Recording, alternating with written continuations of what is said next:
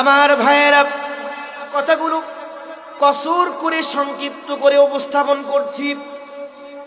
3-4 ঘন্টার আলোচনা সংক্ষিপ্তভাবে 1 ঘন্টায় বলার চেষ্টা করছি। এই জন্য গভীর মনোযোগ ওটি করবেন না, এদিক সেদিক দেখবেন না। আল্লাহর হাবিব যখন 40 বছরে পদার্পণ করলেন, গারে হীরার ভিতরে গেলেন। আল্লাহ রাব্বুল আলামিন সূরা আলাকের 5টি আয়াত নাজিল করে দিলেন। এই যে 5টি আয়াত নাজিল হলো, এই আয়াতের ভিতরে আল্লাহ পাক নামাজকে ফরজ করেন নাই, রোজাকে ফরজ করেন নাই, হজ করার তাগিদ দেয় নাই, যাকাত দেওয়ার তাগিদ দেয় নাই। একটা ফরজ করেছে 5 আয়াতে, সেটি হলো ইকরা বিসমি রাব্বিকাল্লাযী খালাক। আল্লাহু আকবার বলেন। আল্লাহ বললেন, হাবিব আপনার উপরে যে কিতাব নাজিল করলাম, এটা আপনি আপনার রবের নামে পড়া শুরু করে দেন। সুবহানাল্লাহ। এই জন্য পৃথিবীর প্রত্যেকটা মানুষের উপরে প্রথম নম্বর কোরআনের দাবি, প্রথম নম্বর হক হলো, আল্লাহ বলেন, আল্লাযীনা আতাইনাহুমুল কিতাবা ইয়াতলুনাহু হাক্কা তিলাওয়াতিহি। আল্লাহু আকবার বলেন। আল্লাহ বলেন, যাদের উপরে আমি এই কিতাব কোরআন নাজিল করেছি, যে জাতির উপরে, ওই জাতির প্রত্যেকটা মানুষের উপরে আমি আল্লাহ কোরআন তেলাওয়াত করা, কোরআন তেলাওয়াত করলেই হবে না, হক তিলাওয়াতি, হক সহকারে তিলাওয়াত করা ফরজ করে দিয়েছি। সুবহানাল্লাহ বলবেন না ভাই? 1 নম্বর দাবি পড়তে হবে। জোরে বলেন যদি বুঝে থাকেন, 1 নম্বর দাবি কি করতে হবে? এখন আসুন, বলবেন হুজুর ছোট্টবেলায় পড়ি নাই, এখন বয়স 40, কম বা বেশি, অনেক চিন্তা, সপ্তাহ আসলে কিস্তির চিন্তা, আছে না নাই? ছেলে মেয়ে লেখাপড়া করে, তার চিন্তা, সংসার চালাবো কেমনে, তার চিন্তাই চিন্তা, মাথায় নিয়ে তো কোরআন পড়ার সুযোগ হয় না, পড়লেও মাথায় ঢোকে না। ভাইরা আমার শুনে নেন, এই কথা বললে মাপ পাবেন না, ছাড় পাবেন না। আপনি চেষ্টা করলে কোরআন পড়তে পারেন নাই, রব্বে কারিম মাফ করে দিবে। তবে উদ্দেশ্য হলো কিয়ামত পর্যন্ত, মৃত্যুর আগ পর্যন্ত কোরআনের ছাত্র হিসাবে থাকতে হবে। আপনি মাথায় অনেক চিন্তা, মাথায় ঢোকে না, মনে করেন পাবেন না, এই বলে আপনি পড়েন না, এটা বললে মাফ পাবেন না। সার্চটা করার পরে যদি না পান, আল্লাহ মাফ করে দিবেন। সুবহানাল্লাহ বলেন। তবে মৃত্যুর আগ পর্যন্ত কোরআনের ছাত্র হিসেবে থাকতে হবে ইনশাআল্লাহ বলেন। আজকের মাহফিল থেকে ওয়াদাবদ্ধ হবেন। আমাদের ইমাম সাহেব আছে, আশেপাশে বসে আছে, তারপরে ইসলামিক ফাউন্ডেশন হয়, যে হুজুরেরা পড়ায়, ওদের একটা সিস্টেম আছে বয়স্কদের পড়ার। ওই যে কেয়ারটেকার ভাই, ঠিক না ভাই, বয়স্কদের পড়ারও একটা সিস্টেম আছে, কিন্তু অধিক সময় দেখা যায় বয়স্করা তারা সময় দিতে চায় না, এই জন্য এই কেন্দ্রগুলো হয় না। আপনারা যদি চান ভাই, এখানে একটা এই উপজেলা নাই ভাই, ভাই উপজেলায় একটা বয়স্ক শিক্ষা কেন্দ্র দিয়ে দেবে ইনশাআল্লাহ বলেন। পড়বেন তো ইনশাআল্লাহ? 1 নম্বরে দাবি কোরআন পড়তে হবে, চেষ্টা করবেন, না পারলে আল্লাহ মাফ করে দিবে। আপনি পড়তে পারেন নাই, আপনার ছেলে আছে, আপনার নাতি আছে, নাতনি আছে, প্রত্যেকটা নাতি নাতনিকে, ছেলে মেয়েকে, ছোট্ট যারা আছে, আর ভুল করবেন না, প্রাথমিক শিক্ষাটা কোরআন দিবেন। বলেন ইনশাআল্লাহ। আমি বলছি না মাওলানা বানান, হাফিজ বানান, যদি বানান মনে রাখবেন সবচাইতে সম্মানিত হবেন আপনারা। কারণ মদিনাওয়ালা নবী বলেন, যার সন্তান হলো হাফেজে কোরআন, মাওলানা, আলেমে দ্বীন, মুফতি, কিয়ামতের ময়দানে তাদেরকে এমন মুকুট পরানো হবে, পূর্ব দিকে সূর্য ওঠে যেরকম আলো নিয়া জ্বলজ্বল করে, তার চাইতে বহু গুণে ওই মোটে, মুখের, মোটুকের উজ্জ্বলতা প্রকাশ পাবে। 1 নম্বরে দাবি কোরআন পড়তে হবে, চেষ্টা করবেন, না পারলে আল্লাহ মাফ করে দিবে। তবে উদ্দেশ্য হলো কিয়ামত পর্যন্ত মৃত্যুর আগ পর্যন্ত কোরআনের ছাত্র হিসাবে থাকতে হবে ইনশাআল্লাহ বলেন। আমি বলছি না হাফেজ বানান, মাওলানা বানান, তবে প্রাথমিক শিক্ষাটা কি হবে বলেন? কোরআন। কথাগুলো কি বোঝা যায় ভাই? আমাদের বাড়ির তো আমার তোমার কথা, রংপুরের কথা, আপনাদের এলাকার কথা ভিন্ন। যদি না বুঝতে পারেন বলবেন। তাহলে কথা হলো, একটা বাচ্চা কি আপনি ডাক্তার বানান, ইঞ্জিনিয়ার বানান, আইনজীবী বানান, রাজনীতিবিদ বানান, কোনো সমস্যা নাই, তবে প্রাথমিক শিক্ষাটা কোরআন দিয়া দিতে হবে। কোরআনের ভ্যাকসিন দিয়া যদি একটা বাচ্চাকে আপনার মন মতো শিক্ষায় শিক্ষিত করেন, আল্লাহর কসম করে বলি, ওই সন্তান ডাক্তার হলে আদর্শ ডাক্তার হবে, ইঞ্জিনিয়ার হলে আদর্শ ইঞ্জিনিয়ার হবে। ওই রকম ইঞ্জিনিয়ার হবে না যে ইঞ্জিনিয়াররা রডের বদলে বাঁশ দেয়, ওই রকম ইঞ্জিনিয়ার হবে না। কথা কোন ঠিক কিনা? কিন্তু দুঃখজনক হলেও সত্য, মন খারাপ করবেন না, মুসলমান হয়েও সন্তানকে প্রাথমিক শিক্ষা কোরআন না দিয়া সন্তানদেরকে কিন্ডারগার্টেনে পাঠায়। আছে না নাই? আমি বলছি না কিন্ডারগার্টেনে পাঠাবেন না, তবে প্রাথমিক শিক্ষাটা কোরআন দিবেন। আর কিন্ডারগার্টেনের শিক্ষাটাও কিন্তু প্রাথমিক শিক্ষা হয়, কোরআন হয় না।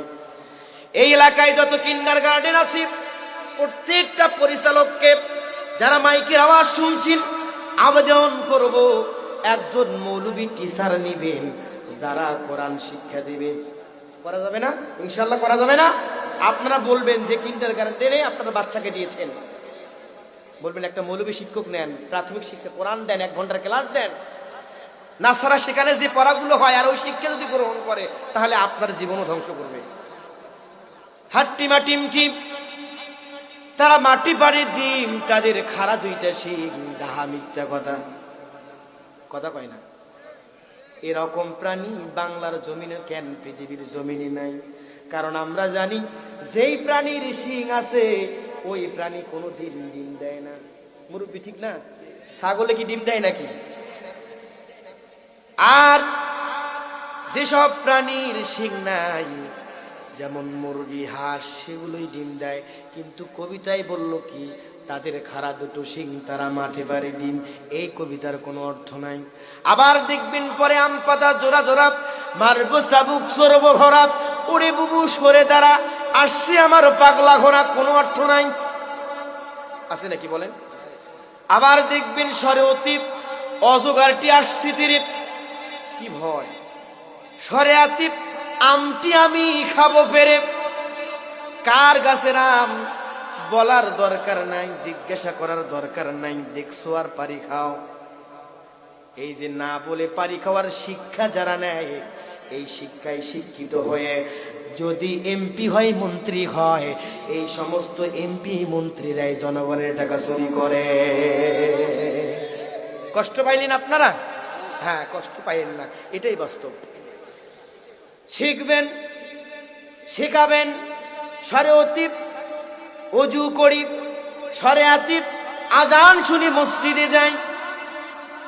যখন উজু করার কথা, নামাজ পড়ার কথা প্রাথমিকভাবে শিখবে আল্লাহি বিল্লাহি, ওই দিনে শিক্ষা দেওয়ার পরে যে সন্তান পৃথিবীতে থাকবে, ওই সন্তান কোনোদিন পিতামাতার সঙ্গে বেয়াদবি করবে না। দিনী এলেম, দিনী জ্ঞান যার ভিতরে আছে। এই এলাকায় এরকম অনেক সন্তান আছে, ফ্যামিলিতে 4জন 5জন সন্তান, কিন্তু একজন সন্তানের ঘরেও পিতামাতার খাবার হয় না। আসতে বলেন, মির্জাপুরে এরকম পরিবার নাই? আছে নাকি?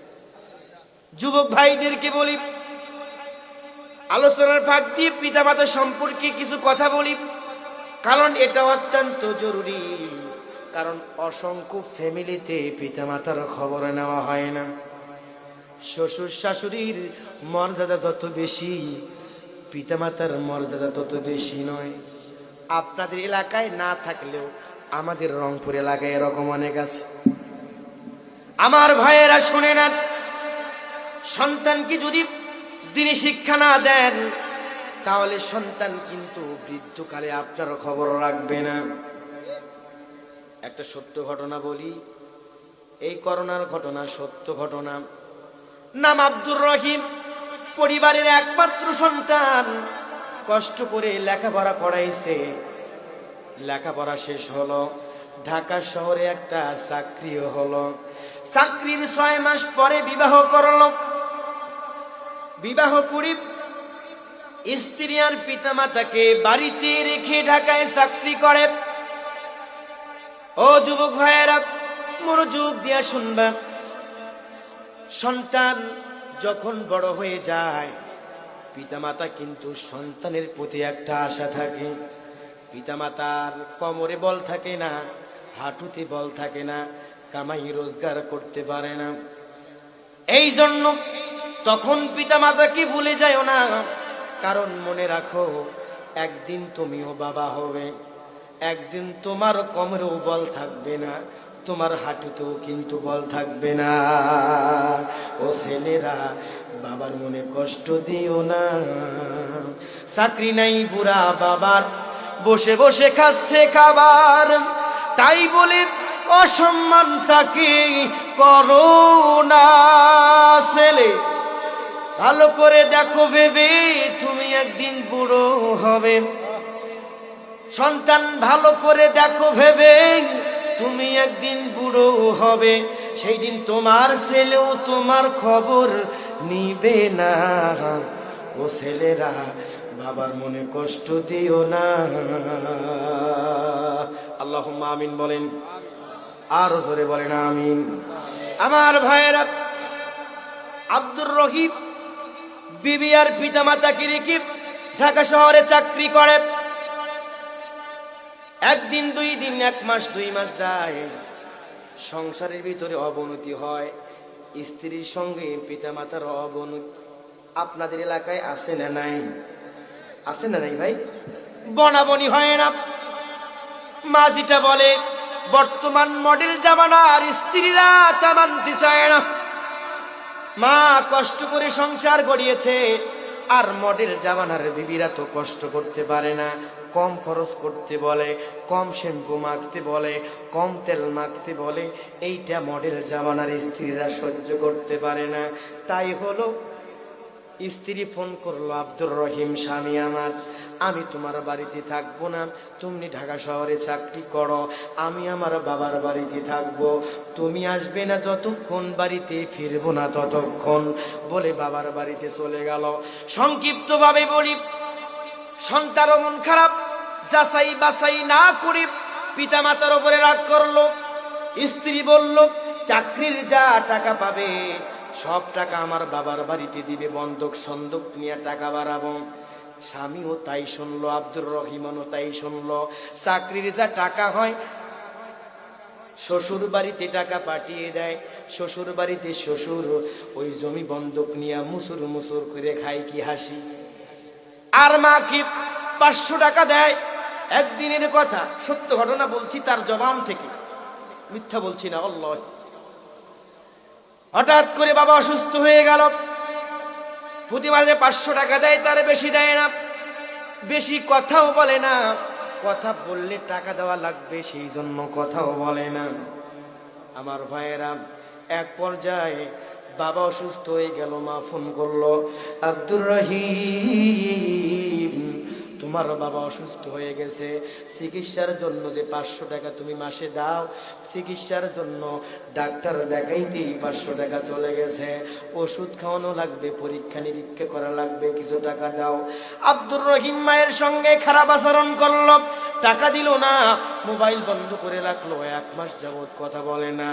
আল্লাহর মায়ের ধারণার বাইরে মদিনাওয়ালা নবী বলেন, 2টা অপরাধের বিচার পৃথিবীতেই হয়। আলেমে দিন বসে আছে, আল্লাহর হাবিব বলে তার 1 নম্বর অপরাধ হলো আল উকুক, পিতামাতার অবাধ্যতা। 2 নম্বর জুলুম, জুলুম আর পিতামাতার সঙ্গে খারাপ আচরণ করবে যারা, পৃথিবীতে তার ফল দেখবে তারা, আখিরাতেও তার ফল পাবে তারা। আল্লাহর মায়ের ধারণার ভাই আব্দুর রহমান করোনাতে আক্রান্ত হয়ে গেল। 1 সপ্তাহ চলে যায়। সংক্ষিপ্ত ভাবে বলি, ঢাকা মেডিকেল কলেজ হাসপাতালে অবস্থান রয়েছে। 1 সপ্তাহ চলে যায়, কাউকে খবর দেয় নাই। হাসপাতালের একজন নার্স বলে, প্রত্যেকটা রোগীর আত্মীয় স্বজন আসছে। আব্দুর রহিম, তোমার কোনো আত্মীয় স্বজন আসলো না কেন? বলে, তোমার কি কোনো আত্মীয় স্বজন নাই নাকি? বলে, আছে। শ্বশুর বাড়ির নাম্বারটা বের করে তারা হাতে দিল, ফোন দিল। ও পাশ থেকে বলে, জামাই কেমন হলো কামাই, কথা বলো না কেন এক সপ্তাহ দেখি? কে বলে? শ্বশুর। কে বলে? কথা কয় না। কে বলে? শ্বশুর। মনোযোগ আছে ভাই? খারাপ লাগতেছে আপনাদের? আমার ভাইয়েরা, ওই দিক থেকে নার্স বলে, আমি আপনার জামাই নই, আপনার জামাইয়ের এক সপ্তাহ হয় করোনা আক্রান্ত হয়েছে, অবস্থা খুব খারাপ, শ্বাস প্রশ্বাস নিতে পারছে না, মনে হয় বাঁচবে না।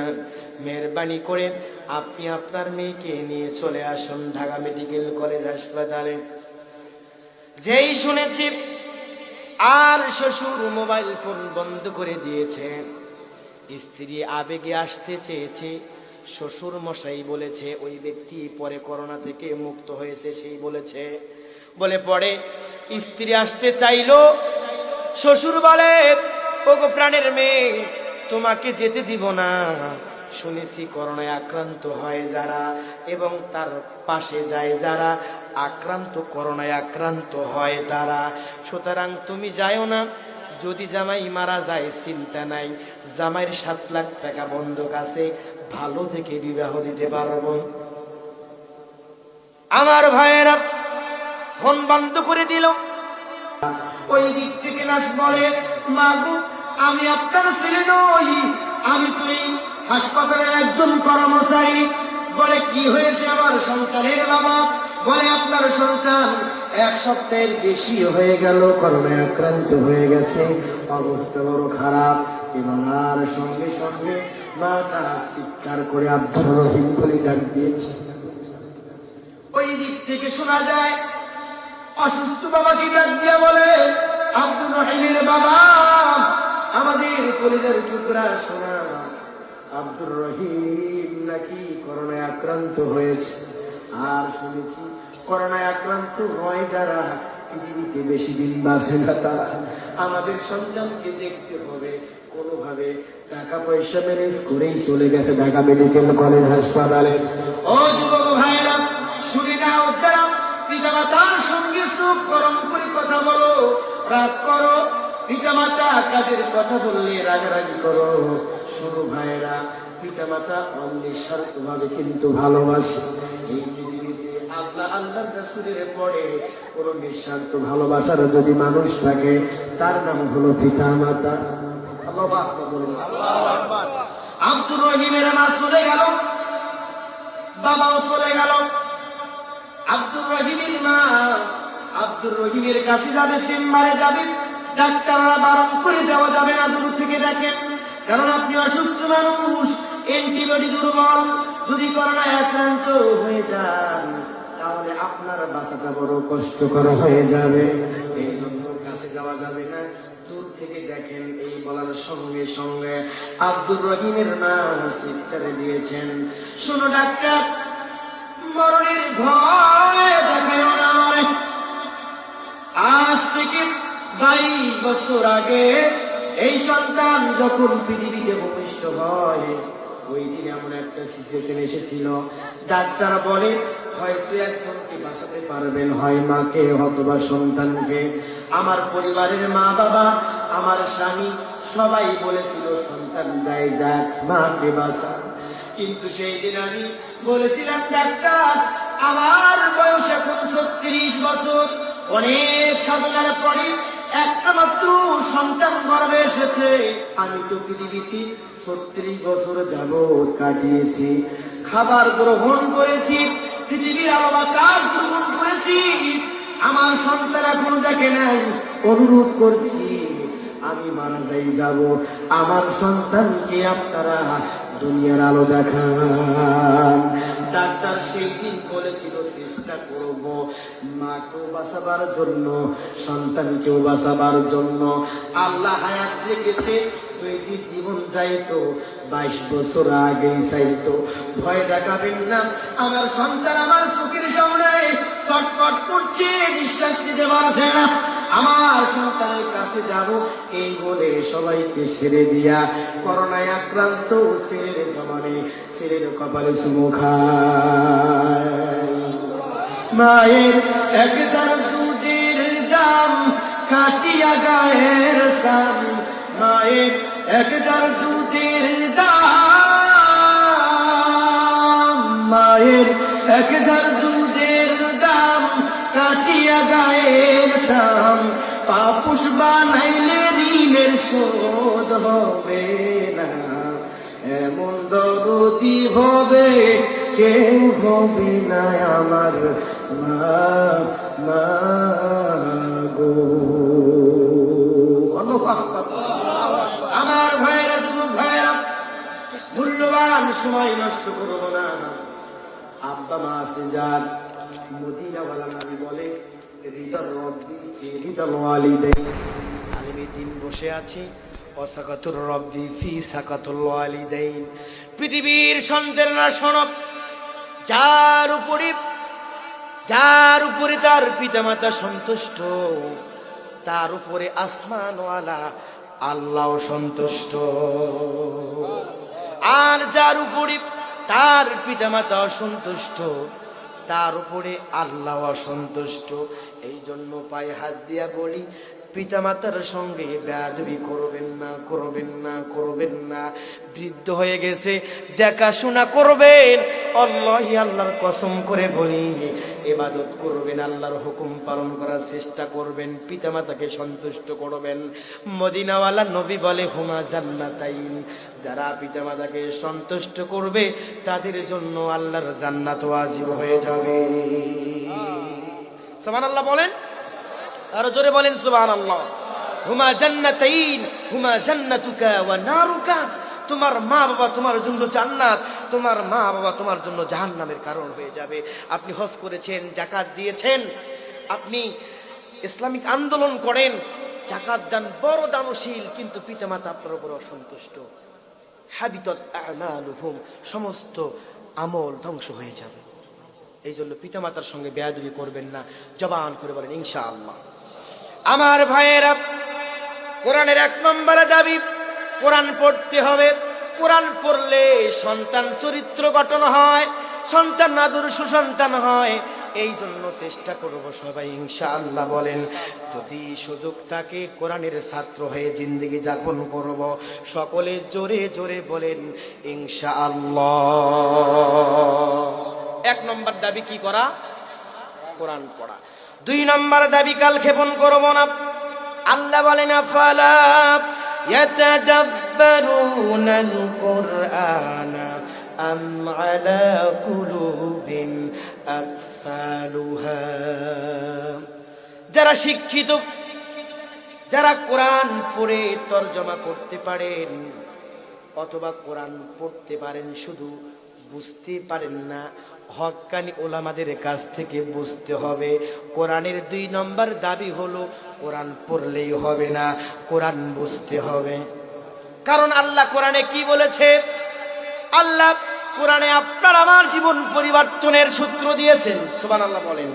সমাজনীতি, অর্থনীতি, রাজনীতির সমস্ত সিস্টেম আল্লাহ রব্বুল আলামিন কোরআনে দিয়ে দিয়েছে। সুবহানাল্লাহ। এই জন্য 2 নম্বর দাবি, 1 নম্বর দাবি কোরআন পড়তে হবে, 2 নম্বর দাবি কোরআন বুঝতে হবে। জবান খুলে বলেন 2 নম্বর দাবি কি? কোরআন বুঝতে হবে। আমার ভাইয়েরা, আমি সংক্ষেপে বলে যাই, 3 নম্বর দাবি হলো কোরআন মানতে হবে, আমল করতে হবে।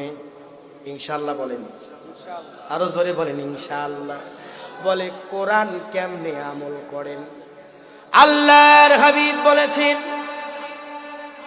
কোরআন আমল করা মানে আমার জিন্দেগি অনুসরণ করা।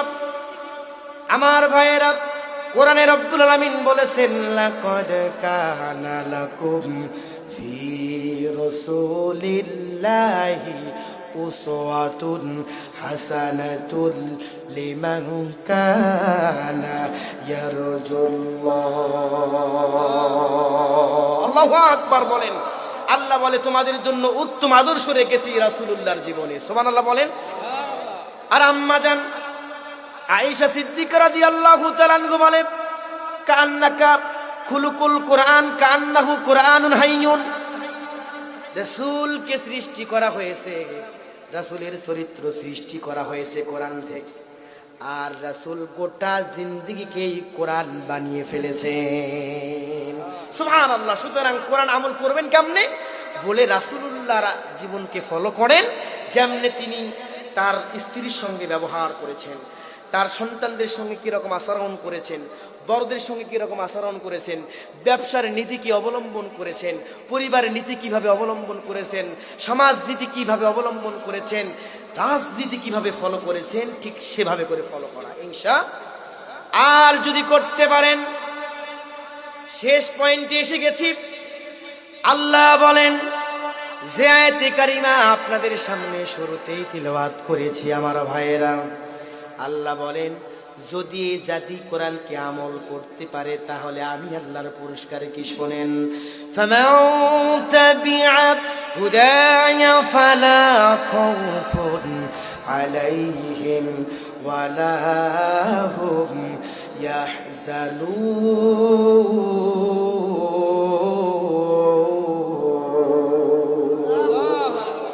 আল্লাহ বলেন বান্দারে আমি আল্লাহ কমিটমেন্ট দিলাম, যদি তোমরা আমার কোরআনের আমল করতে পারো, ইত্তিবা করতে পারো, আমি আল্লাহ অভয় দিলাম ফামান তাবিআ হুদা ফালা খাউফুন আলাইহিম ওয়ালা হুম ইয়াহজানুন। পৃথিবীতে তোমরা যে সমস্ত কিছুর ভয় করো, পৃথিবীতে খুনের ভয় থাকবে না, গুমের ভয় থাকবে না, টেন্ডারবাজির ভয় থাকবে না, সাদাবাজির ভয় থাকবে না। লা খাউফুন আলাইহিম, তোমাদের কোনো ভয় নাই, তোমাদের কোনো চিন্তাও নাই। ভয় চিন্তার জিম্মাদার দায়িত্ব আমি রব্বি করিম কুদরতি হাতে নিয়ে নিলাম। সুবহানাল্লাহ বলেন। আল্লাহ নিলে চিন্তা আছে ভাই? চিন্তা নাই। শুধু কি দুনিয়ায় না, আল্লাহ বলে ইয়া ইবাদি লা খাউফুন আলাইকুমুল ইয়াউম, কিয়ামতের দিবসের কথাও বলে যে শুধু দুনিয়ায় না, কিয়ামতের ময়দানে যখন ইয়াউমা ইয়াফিরুল মারউ মিন আখিহি ওয়া উম্মিহি ওয়া আবিহি ওয়া সাহিবাতিহি ওয়া বানি, যখন নিজের সন্তান পিতামাতাকে ভুলে যাবে, সন্তান পিতামাতাকে ভুলে যাবে, বন্ধু বন্ধুকে ভুলে যাবে, ভাই ভাইকে ভুলে যাবে, সেই দিন মানুষ হতাশায় পড়ে যাবে, সূর্য মাথার উপরে আসবে, একদল মানুষকে টানতে টানতে জাহান্নামে নিয়ে যাবে। মুমিন বান্দারা ভয় পাবে, আমাদের কি হবে, আমাদের বিচার হয় নাই, মিজানের পাল্লায় ওজন হয় নাই, কি হবে?